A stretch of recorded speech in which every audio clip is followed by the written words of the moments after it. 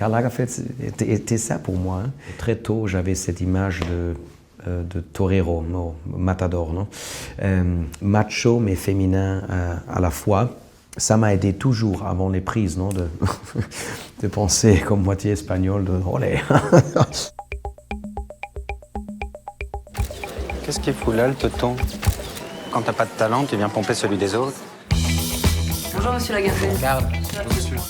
Avez-vous un style, monsieur Lagerfeld? Je pense que vous êtes un génie et que vous allez devenir le plus grand couturier du monde. Retourner au début et de découvrir qui était Karl Lagerfeld avant d'être fameux, ça c'était très fascinant, hein, parce qu'il est déjà si courageux, il avait tellement faim, non, de réussir à Paris, comme jeune Allemand, homosexuel, c'était pas facile, non, d'être aimé et d'être respecté, non, dans l'épicentre de la mode qu'est Paris. J'ai décidé de montrer un Lagerfeld vulnérable, fragile, jeune, avec insécurité, avec tout ça romantique aussi, pour plus tard essayer de construire l'armure qu'il a construite avec ce personnage, non? Et de devenir plus distant. Il était tellement créatif dans beaucoup de sens. Et alors moi, quand je habitais à Saint-Germain-des-Prés, je voulais avoir un appartement là, non? Parce que je savais que le quartier était très important pour lui à ce moment-là, dans les années 70. Chaque jour, je me demandais qu'est-ce que Carlito ferait aujourd'hui, non? Et alors, c'était toujours intéressant, non? D'être de voir le monde et Paris avec les yeux de Karl, non? Si je te nomme directeur artistique, tu entres en compétition avec Yves Saint-Laurent, tu donnes tout ce que tu as. Jacques, on ne présente pas le fameux Pierre Berger, main de fer sans gants de velours. C'est faux.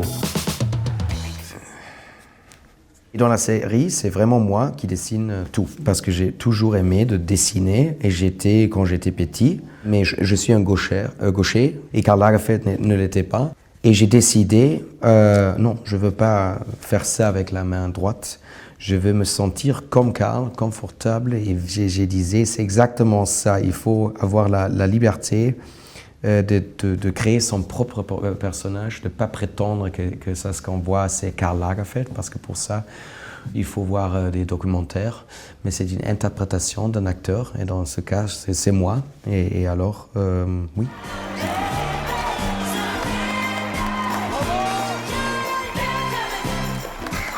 Mais ça, c'est un procès qui m'excite, non? De trouver ta propre version, interprétation, aussi les chemins délicats et intimes, non? Dans la vie privée de Karl Lagerfeld, où il y avait beaucoup de questions, parce que dans les livres, il y a beaucoup de contradictions, aussi parce qu'il racontait des différentes versions sur sa vie tout le temps. Bon travail. Le gilet. Ah, je vous l'apporte. Tu aurais pu prendre une douche, tu pues le sexe. T'es jaloux? Non. Non?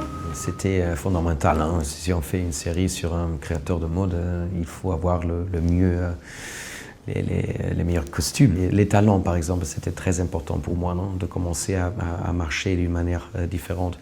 Et très tôt, j'avais cette image de torero, non, matador, non? Macho mais féminin à la fois. Ça m'a aidé toujours avant les prises, non? De penser comme moitié espagnol, de olé.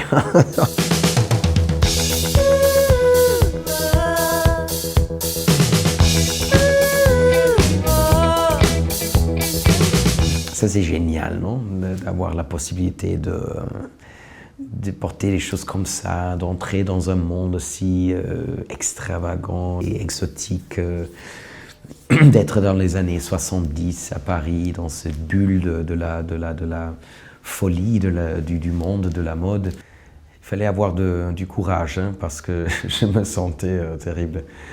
Parce qu'on tournait dans le centre de Paris, et il fallait marcher d'un lieu à l'autre par le centre de Paris, non, avec les gens normaux. Non, et je me rappelle qu'il y avait aussi des figurants super cool et très, très beaux, et ils me voyaient avec les protèges.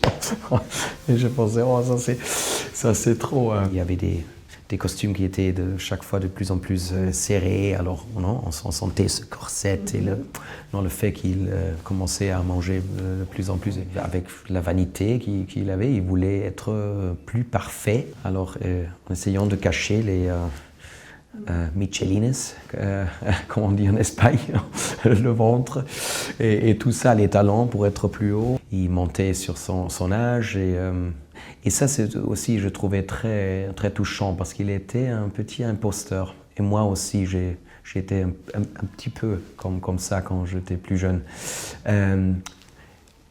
Non, quand la vie réelle était trop ennuyante, j'ai essayé de la peindre avec des couleurs plus exotiques. Karl, le plus important, c'est l'amitié. C'est la confiance. C'est l'amour. Karl Lagerfeld, mercenaire du prêt-à-porter. Oui, je voulais le faire avec la main gauche et je suis sûr qu'en Allemagne, il va y avoir des gens qui disent Nein, nein, nein, der Karl Lagerfeld war doch Rechtshänder, bitte, nicht mit links. Was für ein Quatsch.